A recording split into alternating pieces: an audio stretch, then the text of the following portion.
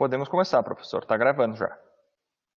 Ok, pessoal, boa tarde a todos. Isso aqui é a reunião do nosso grupo Filosofia e Direito da URGS e também do grupo Direito e Fraternidade.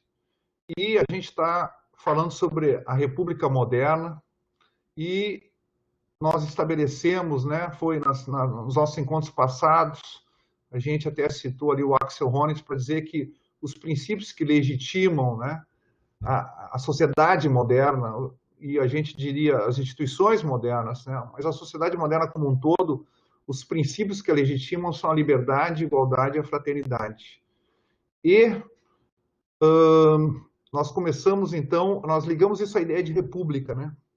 Qual é o tipo de vida em comum que traduz esses princípios ou efetiva ou concretiza esses princípios? E a gente colocou daí que é liberdade, igualdade e fraternidade. Não poderia ser diferente, não, né? A gente já tinha falado sobre República Clássica, né? Onde a gente centrou na figura do Cícero. E agora nós estamos tratando da República Moderna e vamos trabalhar uma pluralidade de autores. E vamos tentar sistematizar o que é a vida numa República Moderna. O que é viver num povo entendido em termos modernos. Uma comunidade de livres e iguais. Mas o que significa isso? Tá? Aristóteles também falava que a polis é uma comunidade de livres e iguais. O que significa isso nas condições modernas? Aí a gente tem que a nossa concepção antropológica é diferente dos clássicos, né? Qual é a concepção que a modernidade tem do ser humano? Então, nós vemos o ser humano como pessoa. E aí até fizemos um pouco a genealogia desse conceito, tá? Do ponto de vista histórico, o Hegel vai dizer, olha, quem introduz esse conceito de pessoa é o cristianismo, e a pessoa é definida pela liberdade. Mas a gente viu que uma correta compreensão do que é a liberdade, ela não pode se dar fora dessa tríade, fora da tríade de liberdade, igualdade e fraternidade, que a gente chamou de tríade moderna ou tríade republicana. Tá bem? Essa foi a primeira, foi assim que nós começamos, então, né?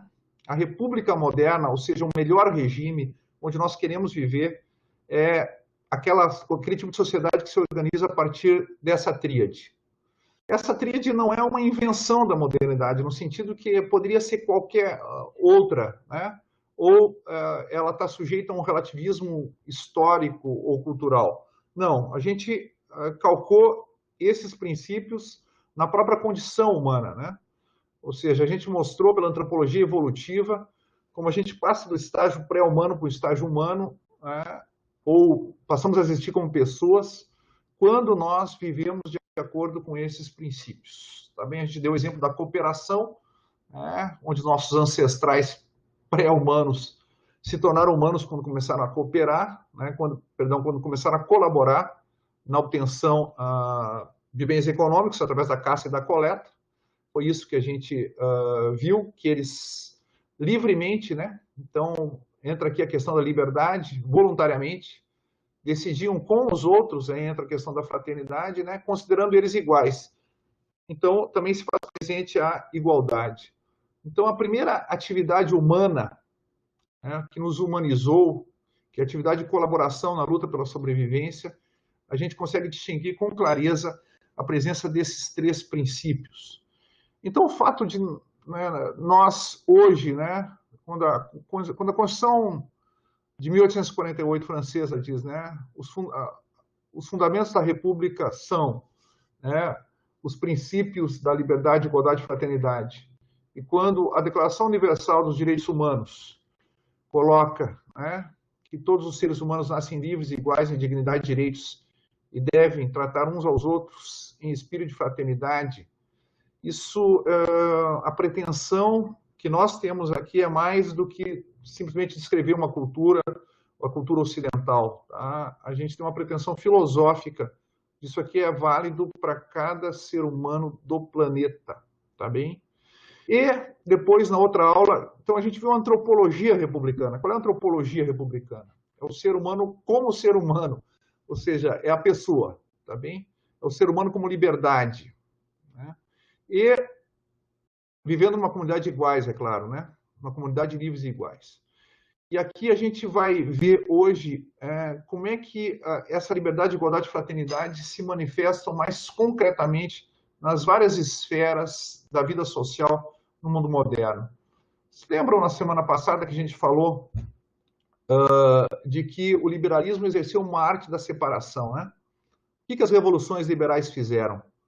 As separações mais óbvias que eles fizeram foi um campo da experiência humana, da vida social, por exemplo, a religião, foi separado do outro campo ou de outra esfera, que é a política. Ou seja, né, o liberalismo lutou contra a ideia de estados confessionais, tá bem? Separando, então, a esfera da religião da esfera da política.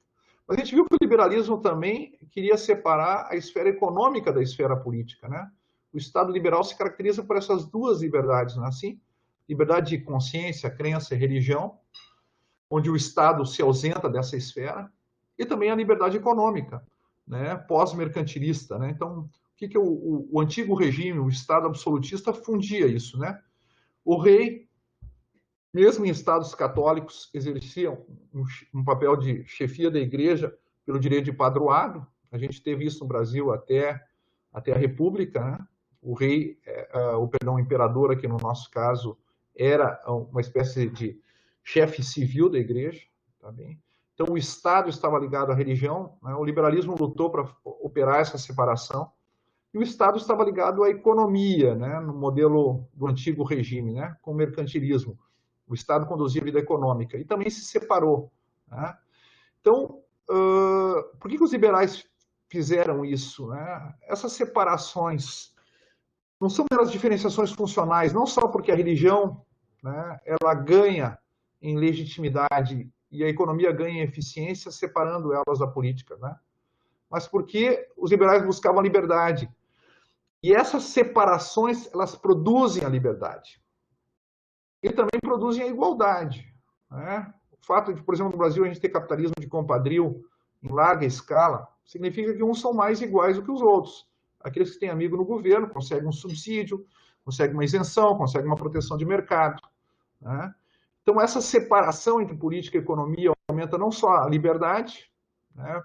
Eu tenho liberdade econômica, agora não tenho que produzir aquilo que o Estado manda, mas também aumenta a igualdade, quando o poder político se ausenta da arena econômica, no sentido de privilegiar um ou outro. Tá bem? Mas a gente viu que também aumenta a fraternidade, né? Ou seja, o vínculo que une os membros de uma igreja, né? Ou as pessoas no mercado, fornecedor, consumidor ou concidadão, são vínculos diferentes. Tá? Se eu tivesse que fundir-os todos, imagine um país teocrático, né? Em que o meu concidadão é um membro da minha religião e eu não consigo ter o mesmo vínculo de cidadania, portanto, com pessoas que são estranhas à minha religião.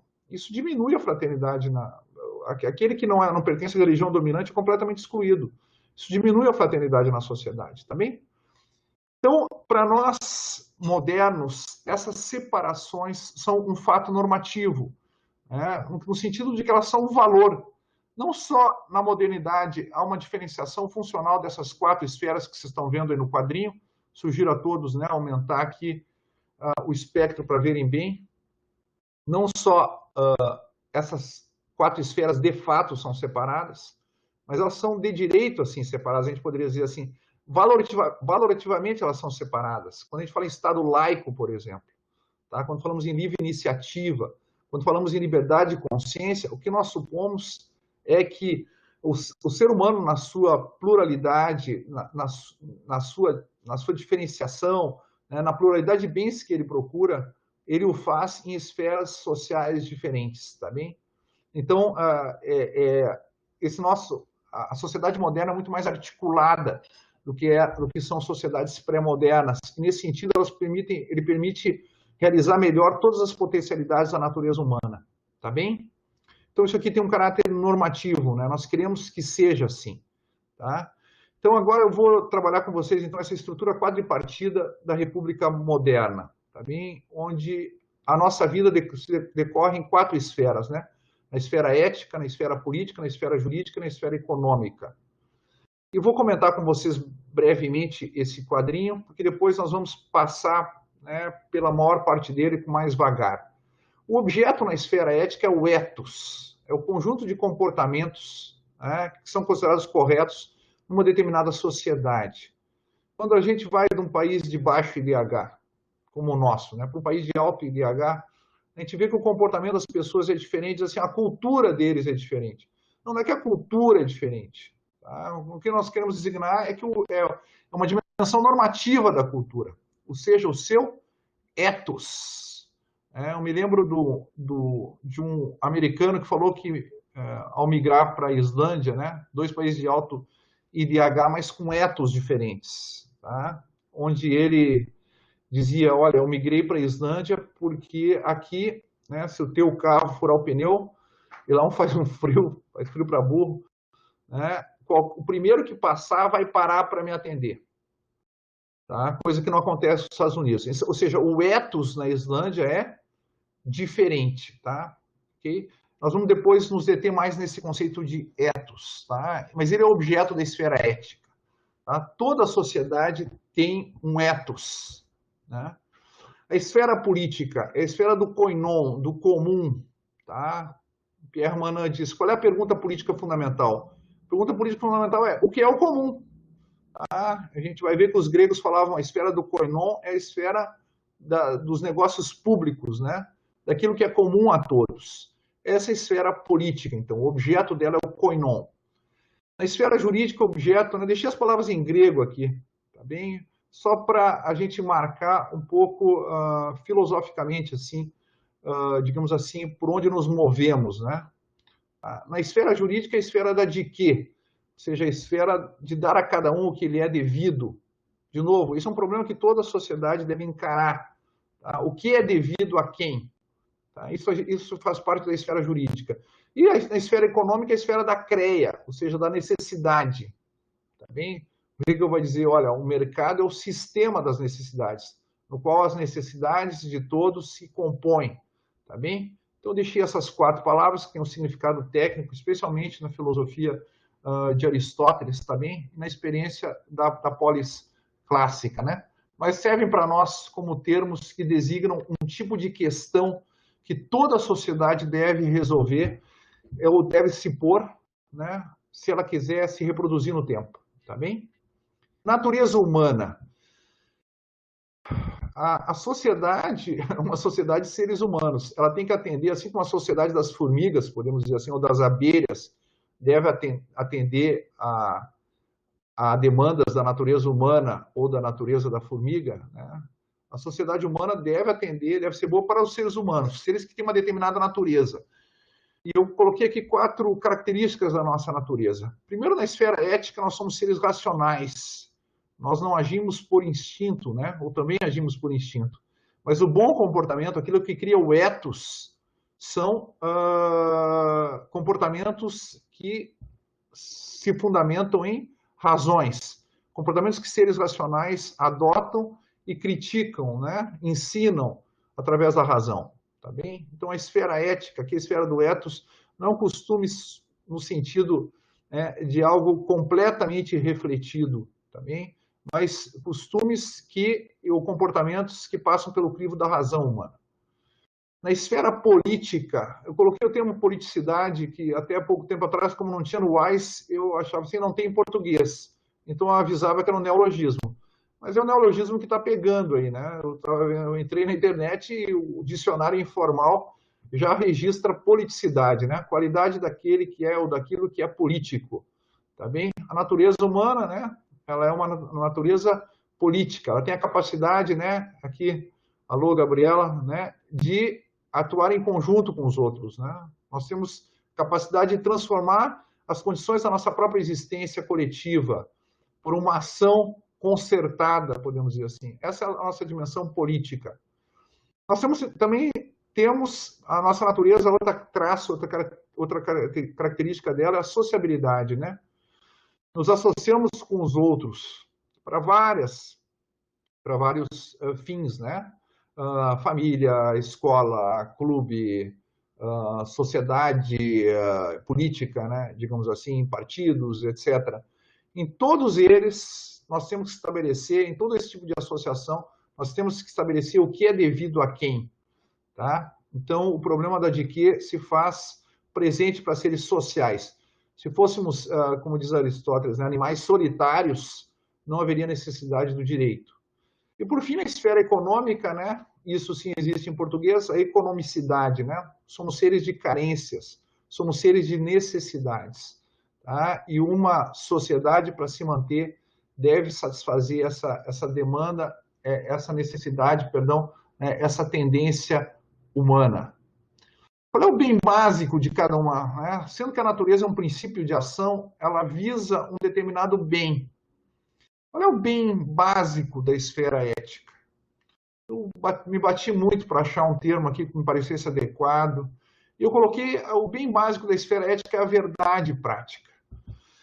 A verdade prática aqui nós podemos entender em duplo sentido. Vamos trabalhar um pouco esse conceito. Primeiro, no sentido de verdade. É algo que se apresenta a mim pelo conhecimento.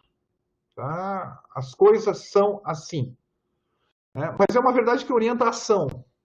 Quando eu ensino meu filho assim, olha, seja honesto, não minta, tá bem? O que eu estou passando para ele, olha, esse é um comportamento verdadeiramente moral. Isso é verdadeiro.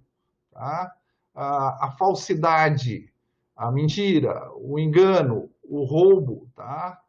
É algo que não se justifica racionalmente. Poderíamos dizer, o Wittgenstein dizia assim, o melhor indicativo de que você leva uma vida falsa é o medo da morte. Tá? Bom, não só uma vida pode ser falsa, né? Mas comportamentos podem ser, são imorais quando não correspondem a uma verdade sobre o bem. A verdade prática é uma verdade sobre o bem. Mas também é uma verdade que eu pratico, né? No sentido de que, ao buscar o bem, eu estou mostrando pelos meus atos em que tipo de verdade eu me baseio. É interessante que Sócrates, né, ao falar com Hípias diz assim, pô, Sócrates, fica perguntando o que é honestidade, o que é coragem, e você nunca responde. Ele diz assim, não, eu respondo, Hípias, mas não por palavras. Basta você ver a minha vida, que eu estou mostrando por ela o que eu considero verdadeiro, o que eu considero honestidade, o que eu considero coragem. Tá? Então, a questão da verdade prática aqui, a esfera do ethos, tá bem? Distinta, claro, da verdade, então, teórica, né? Quando é que surgiu o universo? Né? Quando é que os primeiros seres humanos chegaram às Américas? Tá? Essas são verdades teóricas, né? Não são verdades que se dirigem à ação, tá bem? Mas a esfera do ethos é isso, né? Que tipo de verdades informam o comportamento em sociedade?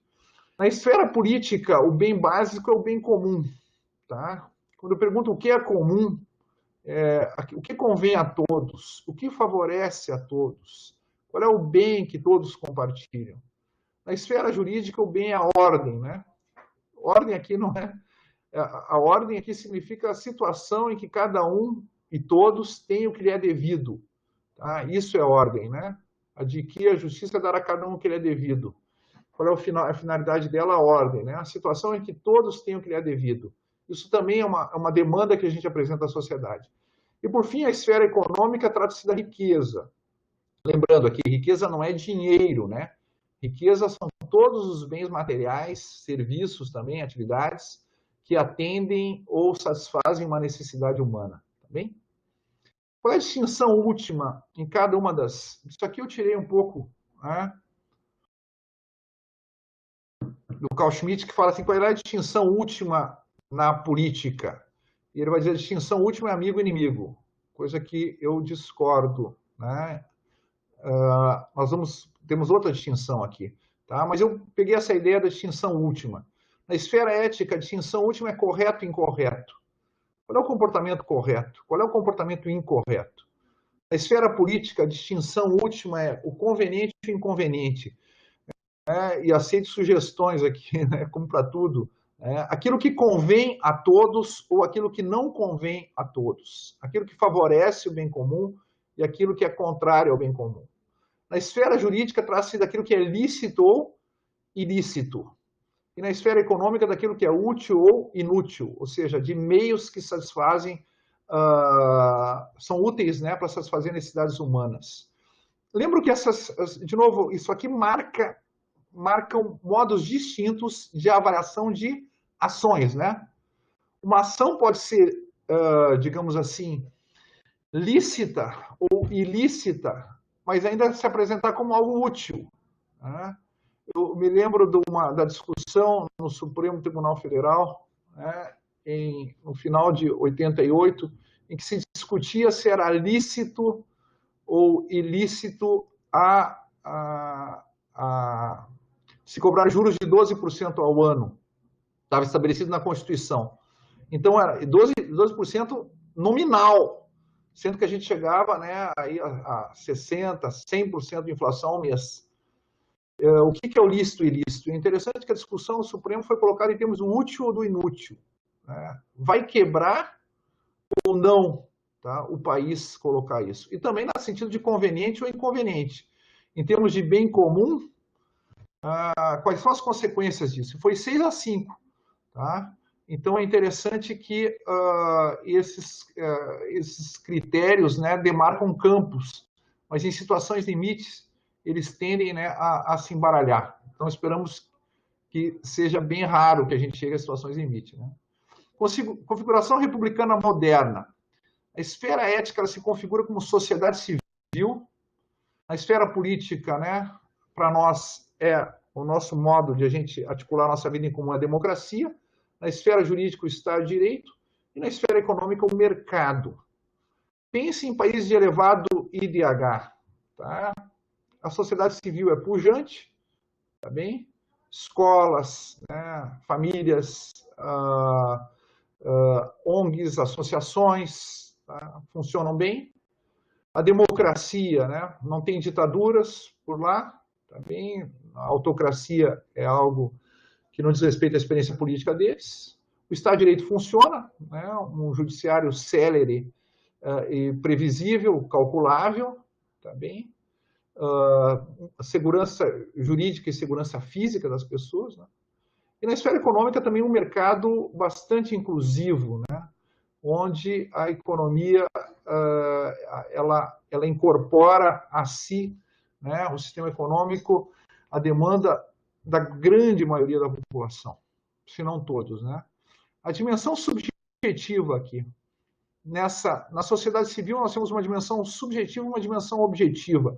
A dimensão subjetiva é o papel ou a identidade que cada pessoa adquire quando ela atua numa dessas esferas. Na esfera ética, eu tenho o sujeito moral. Na esfera política, o cidadão. Na esfera jurídica, o sujeito de direito. E na esfera econômica, o agente econômico. De novo, são identidades distintas, né? Um agente econômico, por exemplo, né? A gente pode... Alguns têm mais acesso ao mercado, outros menos, tá? Embora a gente tenha que trabalhar sempre uma igualdade de acesso, né? Mas a gente tolera um certo grau de desigualdade material. Mas no direito não, né? No direito a igualdade é absoluta, né? Todos são iguais perante a lei. Por aí a gente já vê as diferenças que existem entre uns e outros. O cidadão é portador de uma opinião. Então, cada cidadão é diferente dos outros, né? Cada um tem uma concepção de bem comum que lhe é própria. Mas, de novo, como sujeito de direito, todos são iguais, tá bem?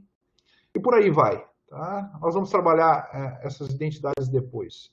A dimensão objetiva, né? Instituições. Então, a sociedade civil tem uma dimensão subjetiva, um papel que você incorpora participar dessa esfera, mas essa identidade ela é formada no interior de instituições, sendo a principal delas a família, a escola e todo tipo de associação, né? Associações com cunho ideológico, religioso, político, de voluntariado, etc. Tá bem? Ali que você vai se formar como um sujeito moral, né? Na esfera política, eu tenho outros 3 tipos de instituição, né? Voto, parlamento e governo. Tem muitas outras, né? Eu quis ressaltar, talvez, as que são mais significativas para nós. Quando é que eu digo que há cidadania? Quando há um voto, parlamento e governo que funcionam. Mas, claro, funcionam num contexto de uma sociedade republicana, né? Ou seja, numa sociedade onde eu tenho a cidadania separada do sujeito de direito. Ou seja, alguém pode ser réu num processo, tá, sem que a sua cidadania seja afetada. Um cidadão pode ser derrotado numa eleição sem que a sua propriedade seja, digamos assim, sequestrada, não há consequências. Lembra a definição que a gente deu de tirania na semana passada, em cima do Pascal? Tirania é quando o sucesso numa esfera, né, para eu ter dinheiro, por exemplo, implica que eu tenha sucesso em outra esfera. Alguém que tem dinheiro tem poder político, por exemplo. Ou alguém que tem poder político tem dinheiro. Tá? É confundir, né, a esfera política com a esfera econômica. Voto, parlamento e governo, tá, são as instituições nas quais há cidadania. Tá bem? Não há cidadania sem essas instituições. Na esfera jurídica também, eu usei 3 termos aqui do Rudolf von Ehring, né? Ele diz assim, ó, nós temos um direito plenamente articulado quando nós temos a lei, o juiz e o processo. Na esfera econômica são 3. Propriedade e contrato, curiosamente, são instituições jurídicas, né? Sabendo que a esfera econômica na modernidade é totalmente configurada juridicamente. Propriedade e contrato e serviços públicos. Não sei se o Bruno consegue colocar ali, né? Mas são serviços públicos, né? O mercado, tá? Numa república, é um mercado republicano, ele não é autorregulado. Tá? Alguns dos bens e serviços que o ser humano demanda, muitas vezes não são atendidos, tá? Pelo livre jogo das forças de mercado, ou pela livre interação dos agentes econômicos, né? Dos seres humanos entendidos como agentes econômicos. Tá? Então, a necessidade de serviços públicos. E ali caiu, então, a palavra público, né? Podem acrescentar aí no esquema de vocês, caiu a palavra público. A liberdade. E aqui nós entramos no nosso tópico, né? Há vários tipos de liberdade, né? A liberdade econômica não é a liberdade religiosa, claro, mas né, onde você funde tudo isso, né, em países, em teocracias, só aqueles né, que têm determinada religião pode ter certo tipo de iniciativa econômica. Você funde isso, né? Aqui não, tá? Então nós temos 4 tipos de liberdade diferentes, 4 tipos de igualdade, 4 tipos de fraternidade, sabendo, né? Se a sociedade moderna se legitima por referência a esses 3 princípios, e se a sociedade moderna se autodiferencia em 4 esferas, e nós queremos que sejam assim, tá? que haja essa estrutura quadripartida, né? Uma boa sociedade tem essa estrutura quadripartida, uma sociedade republicana. Então, nós temos 4 tipos, 4 modos de articulação ou de efetivação desses, da tríade, né? Então, aqui na esfera ética, nós temos um tipo de liberdade, que é a autonomia, nós vamos comentar. Depois, na igualdade, a isotimia, que é a igualdade de reconhecimento. Todos nós somos considerados como tendo igual dignidade enquanto sujeitos morais, tá bem? E a fraternidade, a ideia de comunhão, né? Uma expressão do Paul Ricoeur que nós já utilizamos antes, né? Na esfera ética, a fraternidade se expressa em agir com e para os outros, tá bem? Na esfera política, a liberdade aqui não é autonomia, né?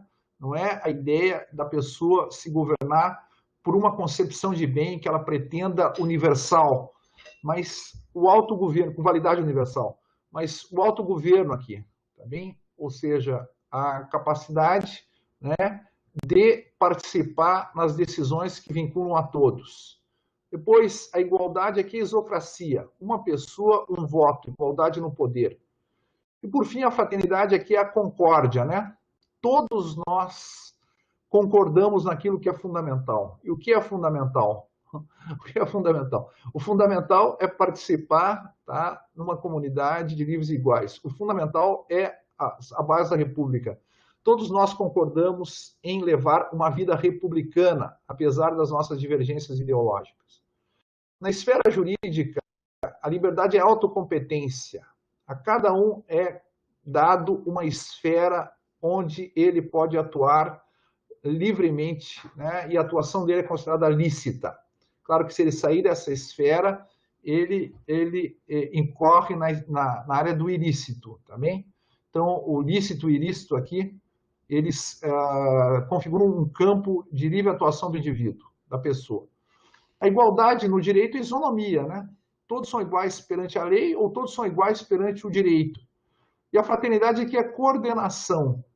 Né? Nós participamos do grupo Direito e Fraternidade e a gente trabalha a ideia de uma fraternidade, digamos assim, básica, uma fraternidade antropológica que pode atuar no âmbito do direito, mas a fraternidade no direito, a fraternidade do cotidiano do direito é a coordenação.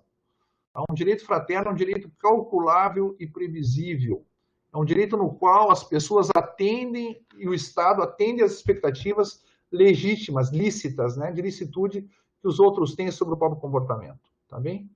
E, por fim, a esfera econômica é uma esfera de cooperação, em que se permite que as pessoas possam atuar juntos. Tá? Quando a gente vê que no Brasil, para fechar uma empresa, leva 70 dias, né? Em outros países aqui da região, Argentina e Uruguai, leva um dia, a gente vê que né, a nossa estrutura jurídica ela não é fraterna no sentido que ela inviabiliza ou dificulta a cooperação entre as pessoas. Tá? Atuar com os outros significa, né, voluntariamente, né, posso abrir uma empresa, posso fechar uma empresa, tá? Posso contratar, etc. Né? E aqui a gente tem um princípio constitutivo e regulativo. Por que constitutivo e regulativo? Porque é óbvio que não existe esfera ética, né, a não ser que tenha esse tipo de instanciação daquilo que nós chamamos de princípio prático. Lembram, né, o que a gente chamou de princípio prático, parafraseando o Hegel, né? Lembro que o princípio prático fundamental, que eu chamaria de princípio, é um princípio de tipo antropológico. Uma vez que a moral na sociedade moderna, o ethos não abrange a totalidade da sociedade, mas ela diz respeito a uma esfera da sociedade. A moral se autonomiza, né? Quando eu deixo de ter uma igreja oficial, a gente vai ver que as religiões são o principal veículo do ethos, né? Eu vou ter uma moral autônoma aqui, né? Então, o princípio constitutivo e regulativo lembram, né? O princípio prático, o antropológico, era ser uma pessoa, né? Liberdade, né? E trata os outros, fraternidade, como pessoas, igualdade. Ser uma pessoa e trata os outros como pessoas, né? Mas isso é um princípio antropológico, tá bem? É o que nos faz simplesmente humanos. Mas na modernidade nós temos vários tipos de comportamento, né? Um comportamento que eu posso designar como um tipo de ou uma praxis que ela é ou moral, ou política, ou jurídica, ou econômica. E claro, embora haja pontos de contato, né, e uma certa interdependência, eu consigo caracterizar, né, um comportamento como pertencendo a um campo ou outro, o que é fundamental para que haja uma plenitude, né, ou digamos assim, uma maximização da liberdade, igualdade e fraternidade, né? Essas separações servem à tríade republicana. Qual é o princípio constitutivo aqui do ethos? Ser um sujeito moral e trata os outros como sujeitos morais. É um princípio constitutivo, porque sem isso você não tem um ethos. Tá? Você tem que querer participar da vida ética do povo e considerar os outros também como sujeitos morais, né? Não ter a pretensão de impor valores morais aos outros, né? Aqui você só pode propor e criticar, né? Não haveria comunhão se cada um levasse a sua vida, no ponto de vista ético, se cada um levasse a sua vida apartado de razões que pudesse dar a todos, né? Ou que seriam válidos para os outros. Viver em comunhão com os outros é partilhar as razões que me levam a adotar um comportamento ou outro, tá bem? Esfera política. Ser um cidadão e trata os outros como cidadãos. Engaja-te, né, na vida política da tua comunidade e trata os outros como cidadãos. Não queira expulsar, não queira aniquilar, não tome como inimigo aqueles que divergem de ti. Eles também são cidadãos. Na esfera jurídica, ser um sujeito de direito e trata os outros como sujeitos de direito. E na esfera econômica, ser um agente econômico e trata os outros como agentes econômicos. De novo, né? Aqui eu tenho a tríade formulada como um preceito diferenciado, ou seja, um preceito que vale para uma esfera da vida social moderna, que eu chamei de esferas práticas, né? São esferas práticas, são esferas, se eu concebo a sociedade como um sistema de ações em comum, são tipos de ação diferentes, né? Que correspondem a um tipo de liberdade, igualdade e fraternidade, gente. Tá? Então, se eu digo assim, ser um cidadão, ou seja, exerce a liberdade política e trata os outros, né? A questão da fraternidade, reconhece os outros como cidadãos, eles são iguais a ti. Tá? Como cidadãos, todos na esfera política são iguais. Essa estrutura quadripartida, vocês têm ali a nota de rodapé, né? Ela está presente no livro, eu já trabalhei lá num outro artigo, né? Mas o Niall Ferguson, ele trabalha, né, ele chama de instituições ocidentais, ele fala em democracia, Estado de Direito, sociedade civil, e fala capitalismo. Eu prefiro a expressão, eu coloquei ali, mercado. E depois a gente vai ver por que essa expressão é muito mais adequada do que capitalismo para designar a esfera econômica de uma vida republicana. Tá bem? E agora eu vou voltar, tá? Depois desse breve comentário, agora nós vamos entrar na primeira esfera, que é a esfera da sociedade civil. Tá? A esfera ética, a sociedade civil. Vamos ver ali como é que o Lima Vaz, professor de filosofia mineiro, já falecido, né? Ele fala do ethos. Ele diz assim: ethos designa a morada do ser humano e do animal em geral. Esse sentido de um lugar de estada permanente e habitual, de um abrigo protetor, constitui a raiz semântica que dá origem à significação do ethos como costume, esquema praxeológico durável, estilo de vida e ação. Você se sente à vontade quando você está dentro do teu ethos. Às vezes tem dificuldade numa outra sociedade, onde o ethos é muito diferente, tá bem? De se adaptar. Você se sente deslocado, você está fora da tua morada. Tá? No ethos vão se inscrever os costumes, os hábitos, as normas e os interditos, os valores e as ações. Tudo aquilo que diz respeito àquilo que nós chamamos de esfera ética. Né? O espaço do ethos, enquanto espaço humano, não é dado ao ser humano, mas por ele construído ou incessantemente reconstruído. Tá? Nunca a casa do ethos está pronta e acabada para o ser humano. Né? O ethos é dado a nós como herança, mas é dado a nós como tarefa. Tá? O modo como eu vivo o ethos é o modo como eu mantenho o ethos. Por isso é completamente falso dizer, mas a cultura é assim.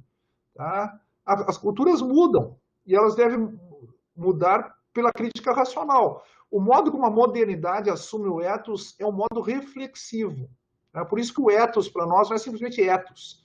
Ele é um ethos apropriado reflexivamente, que é o que a gente chama de sociedade civil. Tá bem?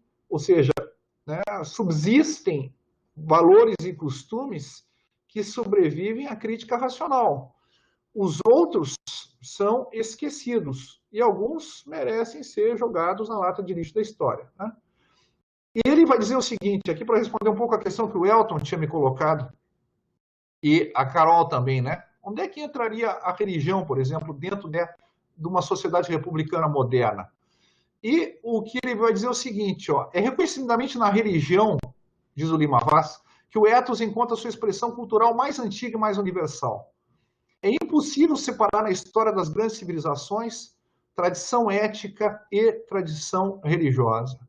Veja o livro The Clash of Civilizations, né? O Choque das Civilizações, do Samuel Huntington, onde ele diferencia 7 ou 8 civilizações no mundo, e cada uma delas está marcada, né, pela sua tradição religiosa. Ainda que nos últimos 200 anos, né, a gente entrou num processo de secularização crescente, ele vai dizer que essa tradição religiosa de cada uma das civilizações ainda marca o comportamento das pessoas. Na modernidade, na sociedade civil, é claro, né, a religião é só um dos elementos que tenta configurar o comportamento das pessoas. Tá? Ela é um dos elementos que integram o ethos. Tá? Numa sociedade secular, não cobre, obviamente, toda a esfera do comportamento, ou pelo menos não cobre no sentido de monopólio. Ela não é hegemônica. Né? A sociedade civil é um campo de livre debate, de crítica. Né? O que é o fundamentalismo? Que pode ser um fundamentalismo ateu também. Né? O que é um fundamentalismo religioso ou fundamentalismo ateu? Tá? É a ideia, né? O Anthony Giddens vai dizer isso, é a ideia de você assumir o teu ethos, a tua tradição ética, sem se sentir compelido ou necessitado de dar razões dele. Ou seja, ele diz assim, o fundamentalismo é um modo tradicional de assumir a tradição. É um modo reflexivo de assumir a tradição. E é um modo tradicional de assumir a tradição. Esse último é o que eles chamam de fundamentalismo. É negar-se a dar razões das suas crenças. Aí que vem a história da verdade prática, né? Nossas ações são baseadas em crenças acerca do certo e do errado. Agora, essas crenças podem ser verdadeiras ou podem ser falsas. Por exemplo, quando eu tenho preconceito ou discrimino, as crenças nas quais o meu comportamento está fundado são falsas. Elas não subsistem diante da crítica racional, tá bem? Então, o espaço da sociedade civil é um espaço avesso ao fundamentalismo, mas também é um espaço avesso, de novo, né? Se é um espaço fraterno, ele é avesso ao individualismo ético. Não é assim que eu penso e não preciso dar razões para ninguém. Sim, o direito vai te garantir isso. Você, como sujeito de direito, você não precisa dar razões das suas crenças. Perfeito. Agora, você não consegue se realizar plenamente do ponto de vista ético. O que a gente viu é que a sociedade moderna, a república moderna, ela se configura de tal modo a que o ser humano possa existir na condição de pessoa, de um ser livre, de um ser que se autorrealiza. Mas não há autorrealização moral, tá? Na esfera ética, no mundo moderno, sem que eu seja capaz de dar razões às minhas crenças.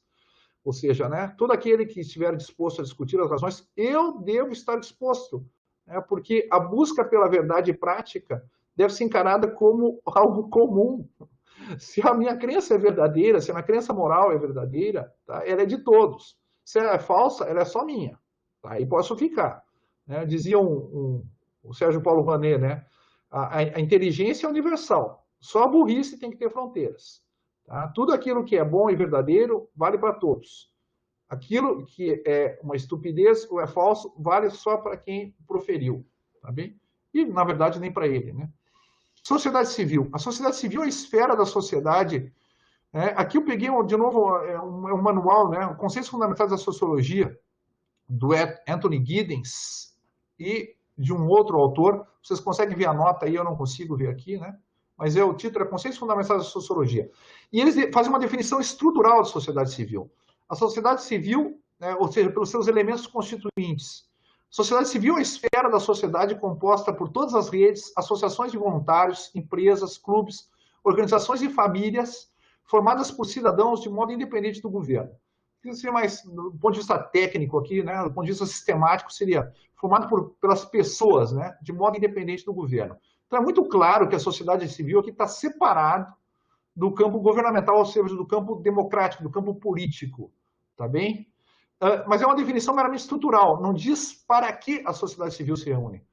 E nós poderíamos dizer, a sociedade civil se reúne para configurar, manter, transformar e passar adiante, transmitir o ethos de um povo. Tá? É a esfera em que as pessoas ensinam e debatem sobre as pretensões de verdade das várias concepções do bem.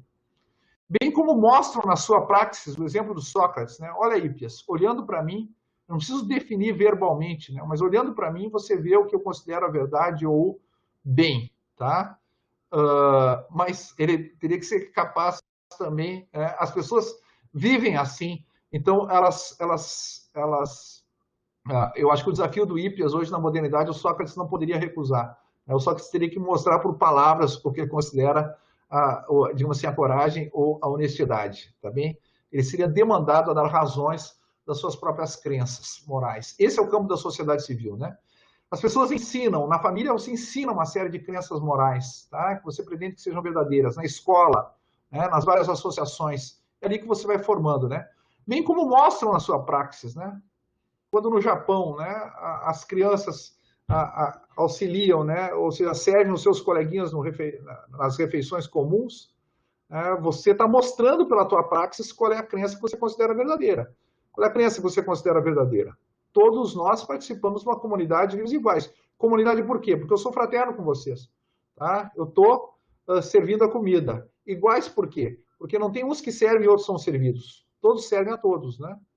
E livres, né? Porque, em princípio, né, é um exercício da tua, da tua autorrealização, né? Ou seja, nós somos capazes de mostrar que essa é a conduta racional que você deve adotar, tá bem? Ou seja, a praxis mostra as crenças, mas, de novo, essas crenças podem sempre ser sujeitas à crítica racional. Você tem que estar disponível para essa crítica, né? Qual é a concepção de verdade sobre o bem, verdade prática, verdade moral, a qual aderem. Tá? Autonomia. E aqui, pessoal, já se passaram 45 minutos, mas eu vou até o final hoje. Tá? da parte da sociedade civil. Eu usei o esquema do Kant aqui. Dado que Kant é um grande filósofo moral, talvez o maior filósofo moral do mundo moderno, eu pretendi, para os meus fins, né? Então, que os kantianos mais ortodoxos aí me perdoem, né?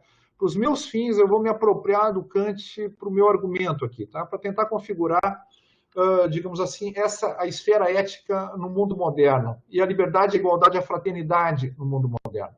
Tá bem? Então, esses três princípios da tríade republicana, eu vou utilizar o Kant aqui, tá? Eu acho que eu não estou chutando muito, tá bem? Eu acho que eu estou sendo fiel um pouco ao ideário do republicanismo moderno aqui. Autonomia. O que significa liberdade na esfera ética? Significa seguir a própria lei moral. Né? Conceito. O ser humano, e aqui passam a ter citações do Kant, todos têm aí acesso, né, aos textos, o texto está aí com as notas. O ser humano está submetido apenas à sua legislação própria, embora universal. Vamos lá, né? O Kant não é o Nietzsche, né? Como dizia um professor, né? O Nietzsche é filosofia, Nietzsche não é filosofia, tá? Não é filosofia moral. Por quê? Porque ele não pretende universalização. Tá? Cada um inventa os seus valores para si. Né? Por isso que o modelo para o Nietzsche é a criança.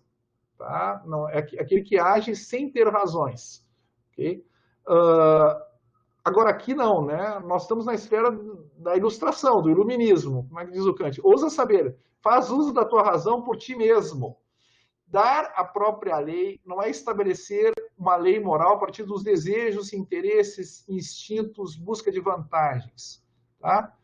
Mas estabelecer uma lei que seria válido para todos os seres racionais, ou seja, para todas as pessoas. E só está obrigado a agir em conformidade com a vontade própria.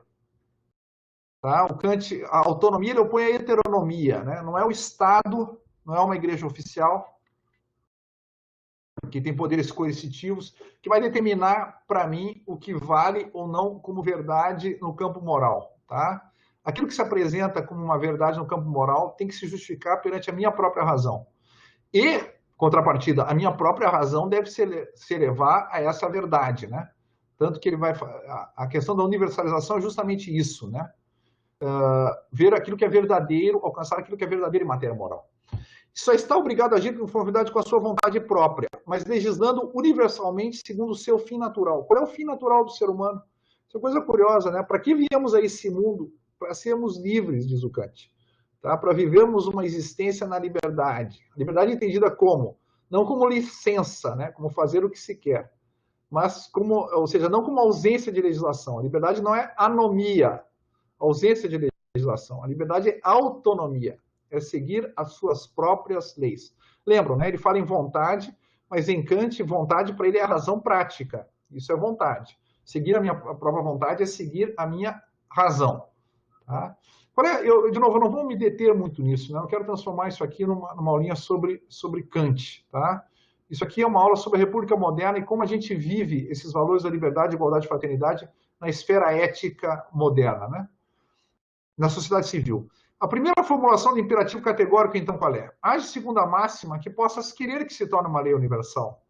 Mentir. Você pode querer que se torne uma lei universal? Exemplo de Kant. Não, você não pode querer que se torne uma lei universal, né? Porque se fosse universalizado o mentir, tá? A própria mentira seria completamente ineficaz. Ninguém acreditaria em você, tá? Porque não existiria sinceridade nas relações humanas, né?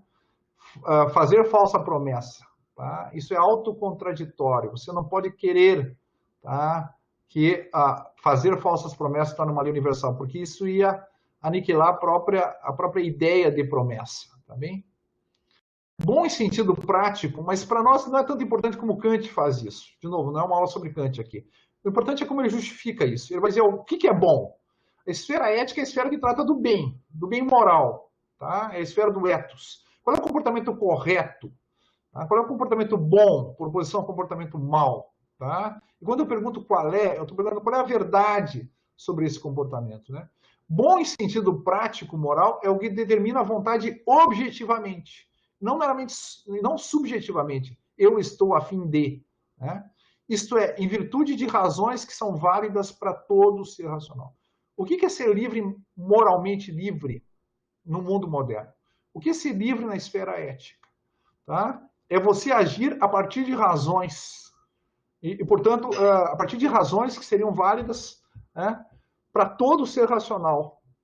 Não válidas só para a minha cultura, não só válidas para a minha religião, não só válidas para o meu clubinho, para a minha ONG, para o meu partido. Tá? Porque isso não é suficiente. A esfera da sociedade civil é uma esfera crítico-reflexiva. Tá?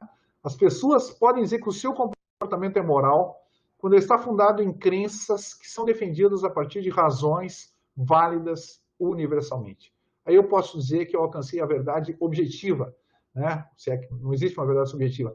Aqui eu alcancei a verdade prática acerca do correto nas minhas ações. Tá?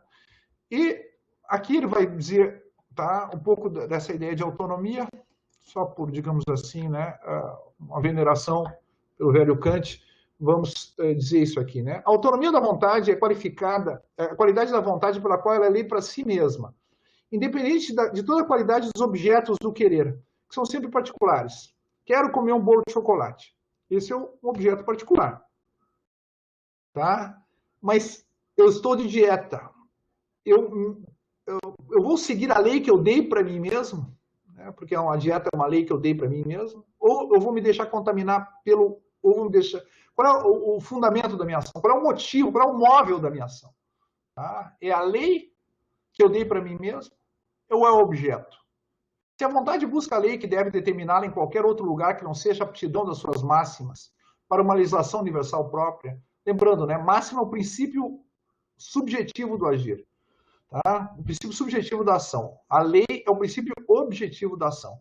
Eu tenho que fazer com que o meu princípio subjetivo esteja sempre em conformidade com a lei moral. Tá bem? Eu sei que, para um ser racional, as nossas máximas são aptas a uma legislação universal. Ou seja, eu sou capaz, como ser racional, todos são capazes, como seres racionais, de justificar a sua própria conduta. Né? Isto é, se indo além de si própria, vai buscar na qualidade de qualquer um de seus objetos, o resultado, então, será sempre heteronomia. Você age segundo a lei ou age segundo o objeto do teu querer? Se você age segundo a lei, então você é autônomo. Se você age segundo o objeto, se age segundo o bolo de chocolate, o teu instinto, a tua tendência, então você caiu na heteronomia. Mas aí você vai dizer, mas eu estava afim de comer o bolo. Ah, ok. A potencialidade dos contrários é a liberdade, né? Posso comer o bolo, posso não comer o bolo. Mas a liberdade se realiza, do ponto de vista moral, como autonomia. Pelo fato de ser livre, eu sou imputável. Tá? Isso é uma coisa. Se eu comer o bolo, depois não vou dizer que me obrigaram a comer o bolo. Eu sou responsável, porque eu fui livre. Tá bem? Agora, eu não fui autônomo. Tá? Eu não realizei a minha liberdade. Minha liberdade falhou. Ela ficou no meio do caminho.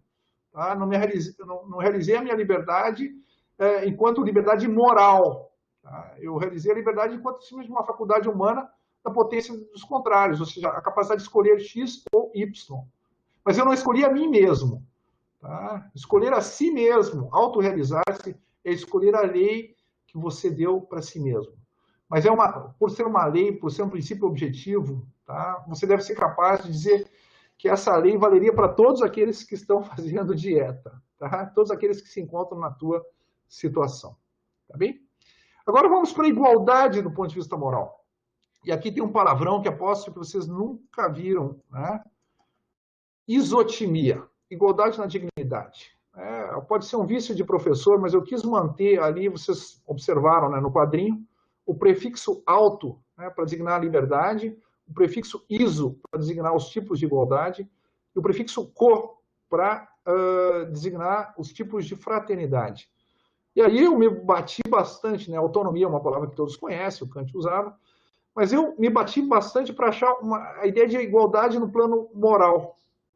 E eu fui achar essa palavra, tá, num dicionário grego, depois na internet também se explica ela, né? Tem na Wikipédia em espanhol, trabalha a questão da isotimia na Grécia, mas por fim eu também utilizei aqui o Fukuyama, o Francis Fukuyama, no livro dele O Fim da História e o Último Homem, onde ele trabalha essa questão, ele usa essa palavra isotimia para o significado que eu preciso aqui. Tá? Timos é honra, prestígio ou reconhecimento. Então, se fala em isotimia na Grécia, quando você queria igualdade nas honras públicas, ou seja, igualdade quanto aos cargos públicos.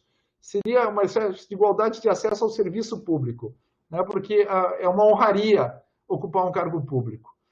Então, isotimia é igualdade de honras, igualdade de condição, no sentido de igualdade de status. Eu sou valorizado como os outros na sociedade. A isotimia, aqui é uma citação do Fukuyama, né? Então é o desejo de ser reconhecido como igual aos outros. Então é exigência, né? Aqui ele coloca como desejo, né? Não, é a exigência, né? No mundo moderno, dentro da sociedade civil, eu tenho o direito, né? Eu posso exigir dos outros ser tratado como um sujeito moral igual. O que significa, tá? Que pretensões à verdade moral devem ser justificadas perante mim. E eu devo justificar perante todos. Todos são iguais enquanto sujeitos morais. Todos merecem a igualdade no reconhecimento. Quando eu falo igual dignidade, né? Igualdade perante o direito tem uma palavra com iso, né? Isonomia. Mas quando eu falo igual dignidade, a palavra é isotimia, né?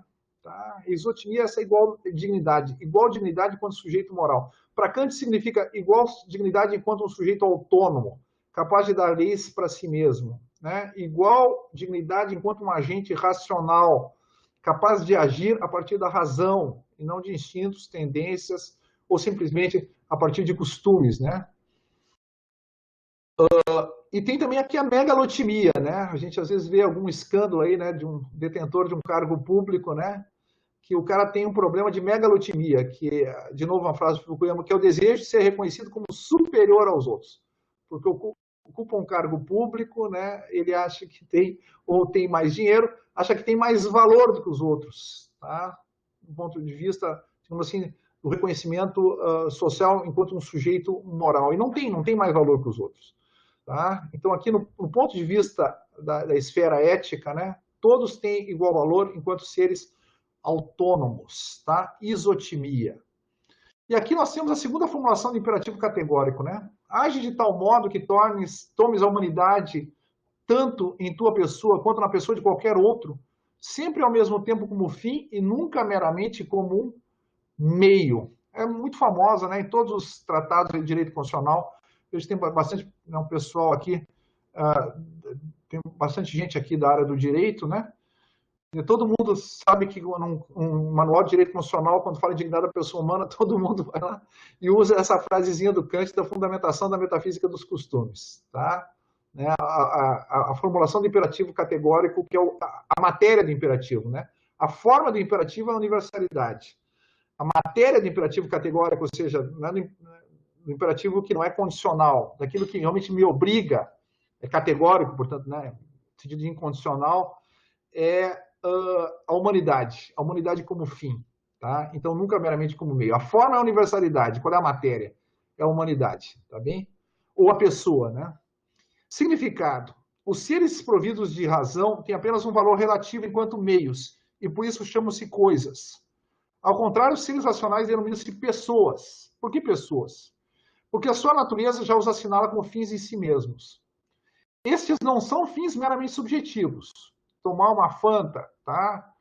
Fazer a faculdade de Direito, participar do grupo de estudos, são fins subjetivos. Mas o outro ser humano e a humanidade em mim mesmo são fins objetivos. Isto é, possuem um valor absoluto. Coisas são fins, né? São objetos, enquanto objetos se apresentam como fins subjetivos, tá? Do querer, da vontade, né? Mas pessoas se apresentam como fins objetivos. O que significa isso? Significa, em primeiro lugar, uma proibição. Não posso usar os outros como meios. Mas significa mais do que isso, né? Aqui vamos ficar nessa ideia de, primeiro, né, que a gente vai trabalhar depois essa ideia do aspecto positivo dessa formulação. O ser humano tem a pretensão de ser um fim em si mesmo, de ser reconhecido como tal pelos demais e de não ser utilizado meramente como meio para os outros fins. Nisso está o fundamento da absoluta igualdade entre os seres humanos. Todo ser humano é fim, porque só ele pode pôr fins. Tá? Só ele pode estabelecer fins para si mesmo. Né? Alguns desses fins são objetivos, que são outros seres humanos. Outros fins são subjetivos, que são coisas. Tá? Ser reconhecido como tal. Aqui a gente tem um gancho, a gente precisa para a isotimia. Né? O que o Kant fala? No que nós somos iguais? Em estatura, em peso? Tá? Não. Nós somos iguais na dignidade. Todo ser humano é fim para todo ser humano. Como fins, ninguém é meio. Tá? Então, todos são iguais aqui, todos são iguais na isotimia. Tá? Todos têm o mesmo valor, que é um valor absoluto, não é um valor relativo. Tá? O que o Kant vai dizer? Valores relativos são preços. Né? Valor absoluto é dignidade. Né? Então, a isotimia é igual a dignidade, né? Enquanto sujeito moral. Comunhão, agir com e para os outros. Tá? Então, o que é a fraternidade do ponto de vista moral? É a comunhão. E eu busquei aqui no dicionário Wise a definição de comunhão. É a ação de fazer alguma coisa em comum, agir com o outro, ou o efeito dessa ação para o outro. Entra em comunhão com o outro quando faço alguma coisa para ele. Esse é o efeito da ação. Também coloca identificação, né? Entrar em comunhão é identificar-se com o outro. Com participação, uma palavra meio feia, mas está no dicionário, né? Participar com, ter em comum, né? Talvez o comunicácio aqui, o comunicar, ter em comum, com participação, que no fundo é participar na vida do outro. Tá? Como é que eu participo na vida do outro? A gente está vendo agora nessa pandemia, né? Quais são os gestos de comunhão? Tá? Eu participo na vida do outro preservando ela. Posso fazer isso porque o outro está doente ou não, eu não estou, ou preservando o outro de ficar doente pela minha conduta. Né?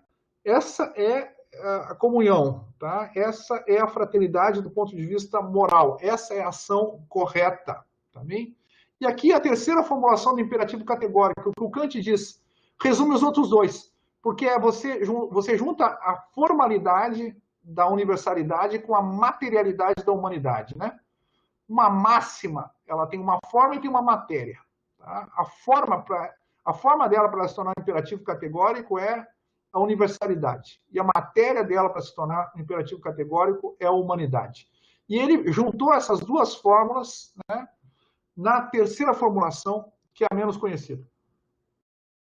Mas para nós é essencial, porque a gente não basta ter liberdade e igualdade para fechar a tríade, né? Age segundo a máxima de um membro universalmente legislador de um reino dos fins meramente possível. Kant não facilita para quem não está acostumado com o jargão dele, né?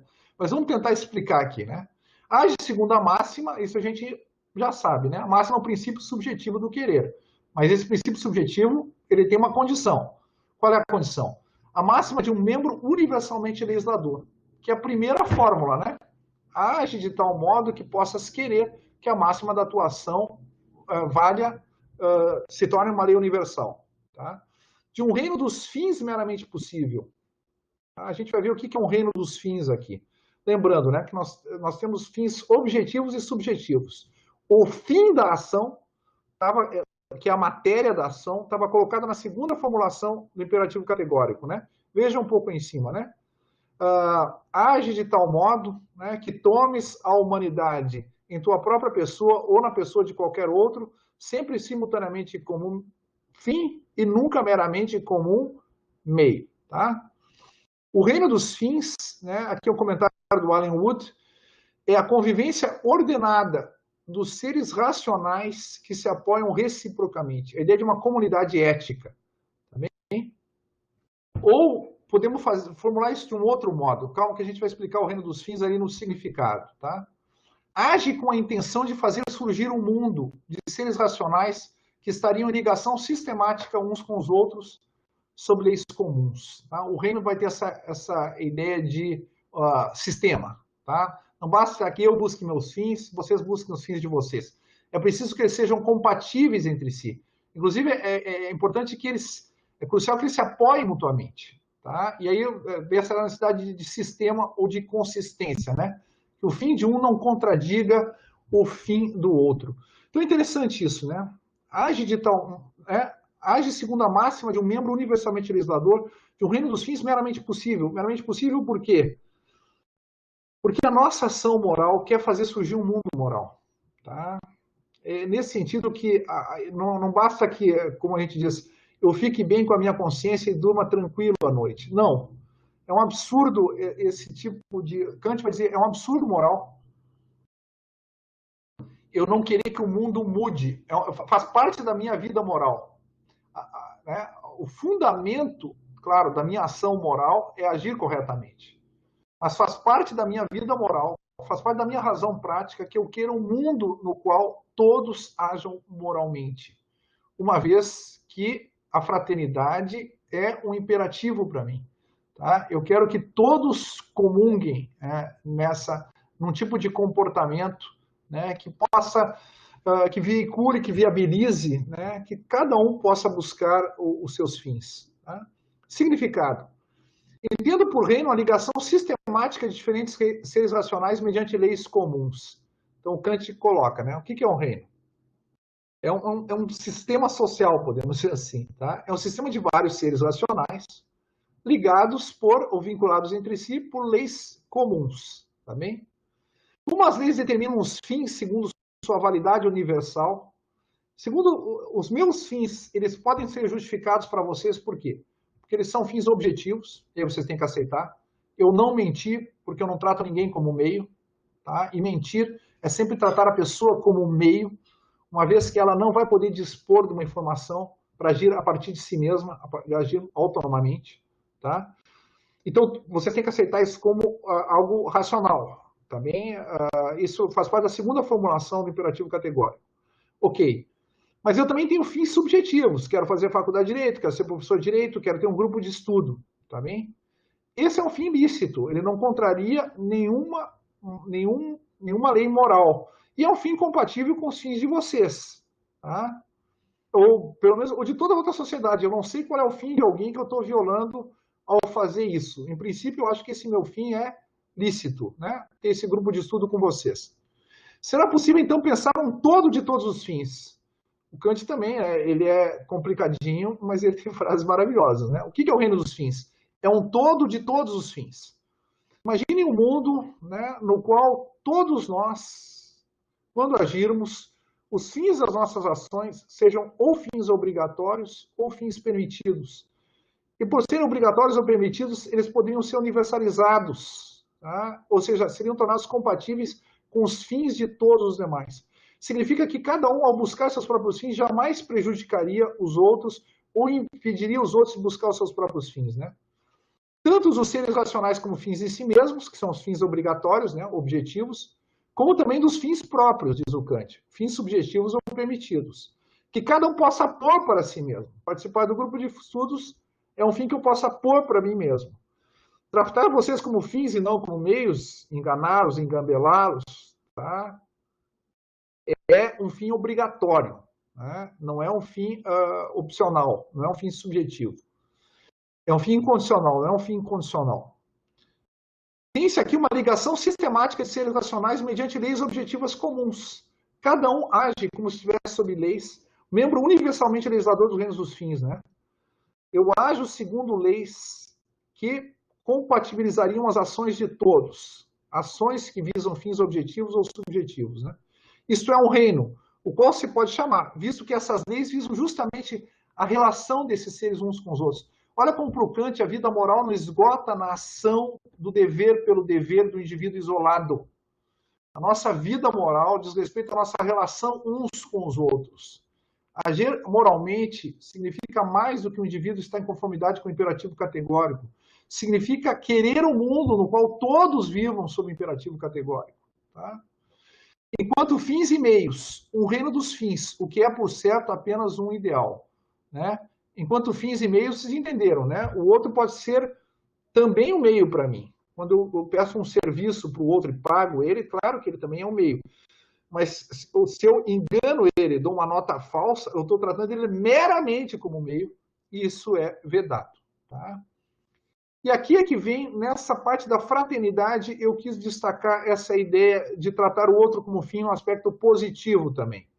Eu sei que os livros de direito constitucional, quando fala de dignidade da pessoa humana, eles tendem a centrar o aspecto negativo, né? Que o direito tenta centrar, o direito está vinculado, como a gente viu no quadrinho, ao lícito e ilícito, né? Mas aqui tem um aspecto moral, que vai além do lícito e ilícito, ou seja, a ideia de fazer algo pelos outros, a ideia de comunhão. Tá? O ser humano é fim tanto para si mesmo como para os demais. Não basta que não esteja autorizado a usar a si mesmo ou aos demais como meio, pois neste caso poderia também ser indiferente em relação a eles. Alguém está caído na rua, não vou lá tirar os órgãos da pessoa, não estou tratando ele como meio. Então, logo estou tratando ele como fim. Não, para o Kant não é assim. Tá? É um dever para o ser humano propor-se como fim o ser humano em geral. E aqui ele explica, né, nessa outra frase, o dever de amar ao próximo, lembram, né, que para Kant a ética é a lei ética da perfeição, na metafísica dos costumes, não está colocando isso como mandamento religioso, tá? O dever de amar ao próximo pode expressar-se do seguinte modo: é o dever de tornar meus os fins dos outros, na medida em que não sejam fins imorais.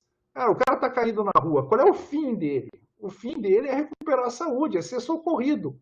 Então, tratá-lo como fim é assumir o fim moral, o fim lícito dele, tá? Como meu próprio fim. Isso é tratar os outros como fins. Tá? E isso é viver a fraternidade enquanto comunhão, a fraternidade do ponto de, na esfera ética. Né? O outro tem o mesmo valor moral que eu. E hoje, meus amigos e amigas, a gente termina por aqui, né? E vamos continuar na semana que vem tratando da esfera política e das outras esferas, né? A esfera política, a esfera jurídica e a esfera econômica. Tá bem? Então, até mais. Meus amigos e amigas, agora a gente tem ainda 15 minutos, 17 minutos de perguntas, tá?